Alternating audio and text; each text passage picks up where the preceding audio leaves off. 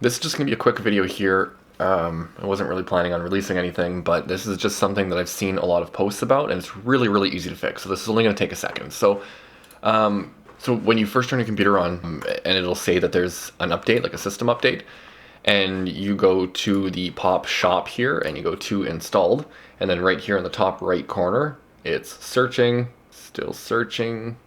Okay, so it's finished searching. It says that it found an update, but there's no update. There's nothing to do. So you can open terminal, sudo app update, enter your password.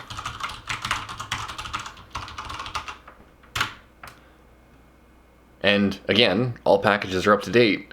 That's just because we're only updating through the apt cache on both of these. We have to update the Flatpak apps. So for this, all you have to do is type in Flatpak with a K space update. And look at that, there's an update. So we're gonna hit Y for yes. And now it downloaded that one update that it said that it had. So that's it. Okay, so we can go back here now, go to installed, wait for it to check in the top right here, it's loading. And when it finishes, there shouldn't be an update anymore. Look at that, no more update. So that's all it is. So if you have that issue where every time you're turning your computer on and it comes up with a notification saying that there's an update, and then you go to either terminal or the pop shop to try and check for updates and it says there's an update, it's because there's an update for one of the Flatpak applications, not one of the app applications.